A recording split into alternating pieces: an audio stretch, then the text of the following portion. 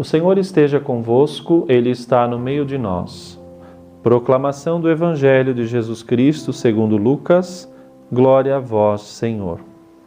Naquele tempo, Jesus entrou no templo e começou a expulsar os vendedores e disse: Está escrito, minha casa será casa de oração. No entanto, vós fizestes dela um antro de ladrões. Jesus ensinava todos os dias no templo. Os sumos sacerdotes, os mestres da lei e os notáveis do povo procuravam modo de matá-lo, mas não sabiam o que fazer, porque o povo todo ficava fascinado quando ouvia falar Jesus. Palavra da salvação, glória a vós, Senhor.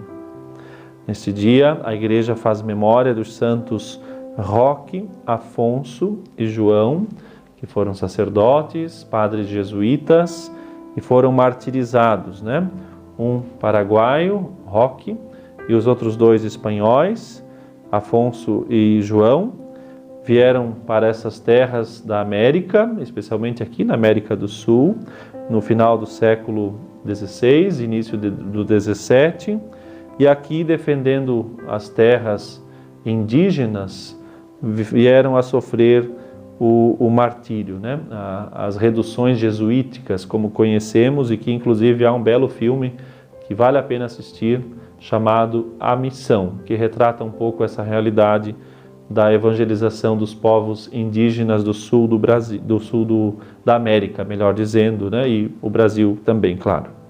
Foram canonizados pelo Papa São João Paulo II em 1988 e invocados, né, como mártires das reduções jesuíticas. A exemplo desses mártires, nós somos também chamados a viver a nossa fé, a realmente não renunciarmos e, se preciso for, derramar o nosso sangue por amor a Cristo. Hoje, particularmente, o Evangelho toca profundamente o nosso coração no que diz respeito à casa do Senhor. Diz Jesus: minha casa será a casa de oração. Essa casa que o Senhor nos convida a entrar, aqui especialmente falando do templo, né, da igreja, do espaço sagrado, é um lugar que nós devemos sempre, sempre tratar com muita piedade, com muito carinho, com muita devoção. A igreja, costumeiramente dizemos, ela é a porta do céu. Por ela passam todos os que peregrinam para Jerusalém do Alto. E, portanto, a maneira como nós entramos na igreja, a maneira como nós passamos na frente de uma igreja, ela diz muito sobre a nossa fé, sobre a nossa piedade.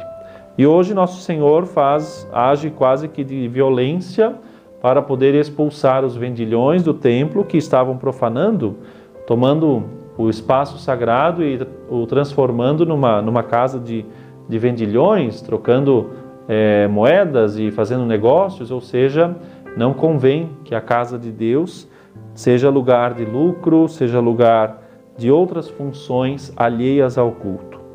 E hoje, né, infelizmente, também se percebe tanto, há um mercado religioso, não só em torno ao templo, mas a religião, e cuidado, né, o Senhor condenou profundamente, não façam isso com as coisas santas. A casa de Deus é uma casa de oração e não uma casa de comércio. As coisas de Deus são coisas elevadas e não são coisas negociadas a preço, né? Na relação de compra e venda, né? E esse respeito nós devemos ter de modo assim muito claro quando entramos na casa de Deus.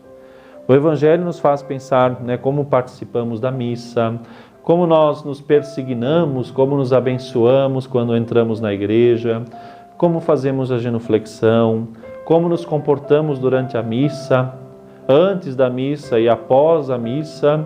Tantas vezes eu me descontento nesse sentido, vendo as pessoas falando alto, e falando coisas paralelas dentro da igreja, na frente do sacrário. Por que não se calam e vão lá falar com Jesus no silêncio, na oração, guardar o respeito, né, o devido decoro no espaço sagrado?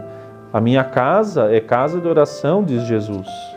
Outra coisa que descontenta profundamente o coração de um sacerdote, e a gente vê, a gente não é cego, como se diz, As pessoas que chegam atrasadas na missa, que vão chegando lá pela altura do ato penitencial, do glória, às vezes na leitura, o ofertório, e se dão o direito de comungar como se nada fosse, né? Como se já tivesse um pedaço da missa no bolso, e aí vamos lá, segue mais ou menos.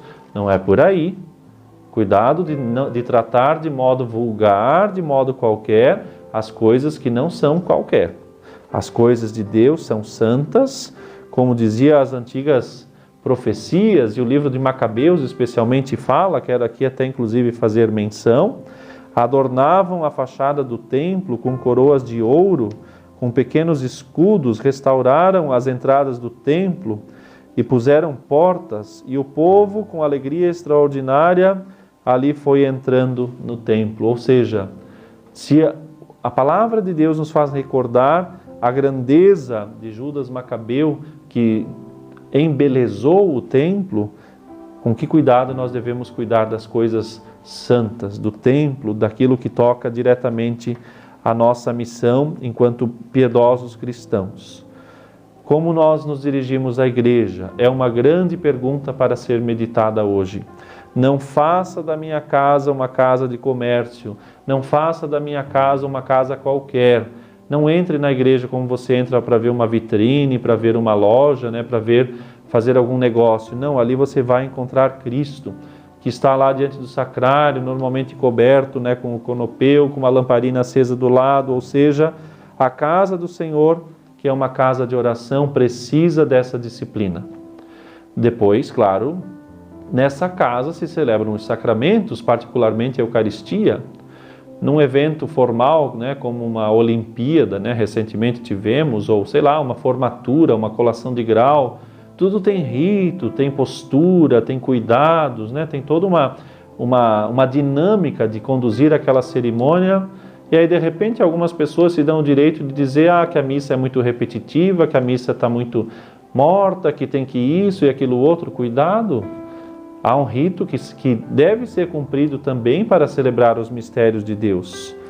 O Papa São João Paulo II, ele deixou escrito numa ocasião que o que fez dele um grande sacerdote, né, e um grande cristão acima de tudo, foi a maneira como lhe ensinaram de fazer a genuflexão, entrando na igreja e colocando o joelho no chão. Ou seja, é esses gestos de ternura que nós não podemos perder. Talvez não é o nosso forte ficar vendendo coisas dentro da igreja, e olha que às vezes acontece, mas às vezes é a nossa impiedade, a nossa falta de devoção. É como se fosse qualquer ambiente, né? Um shopping ou uma praia. Aliás, outra coisa, as roupas, né? E os modos, né? As maneiras, enfim, quanto descaso, meu Deus, né? Onde vamos parar? A gente precisa ter essa ponderação e começar a pensar um pouquinho, né? Como andamos, como nos vestimos, como nos comportamos, né? Como ali agimos. E tudo é um contexto que nos leva a encontrar Cristo, a encontrar o Senhor na oração. Ele mesmo diz, a minha casa é casa de oração. Se é casa de oração, tudo que está ali precisa me ajudar a rezar. Inclusive você que vai à igreja, que ali entra, né? Faça o favor de não atrapalhar as pessoas na oração. Não vá pelado, não vá pelada. Daqui a pouco começa o verão e as moças vão com as suas roupinhas, as senhoras com as roupas que nem servem e muito menos para a igreja, os rapazes e os senhores com as suas bermudas e sandálias, julgando que está muito calor. Quero lembrar que o inferno está bem mais quente e precisamos ter muito cuidado com as coisas santas. O Senhor é muito claro no Evangelho que precisamos tratar de modo santo as coisas santas. O cálice da missa é tão precioso, o sacrário é tão bem conservado, as coisas tão bem adequadas, e aí a gente se apresenta de qualquer jeito, destoa, né? Desculpem a clareza que o Evangelho hoje nos traz, para que assim possamos viver, né, piedosamente, né? Não vamos inverter as coisas, não. O Senhor nos quer muito piedosos, muito íntimos dele, né? Para que realmente tudo, né? Inclusive a nossa presença, seja motivo de oração, né? Não há coisa mais bonita e que mais ajude a rezar do que ver outra pessoa rezando. E se a outra pessoa está rezando, né, com devoção, está assim realmente dentro de si, né, totalmente envolvida no mistério, poxa, isso nos ajuda, né? Que o Senhor olhe por nós e nos converta e nos convença a viver uma fé realmente autêntica e especialmente dentro da igreja. Nesse sentido, quero lhe abençoar, pedindo ao Senhor que lhe conceda assim a sua presença hoje e sempre. O Senhor esteja convosco, Ele está no meio de nós. Abençoe-vos Deus Todo-Poderoso, Pai, Filho e Espírito Santo. Amém.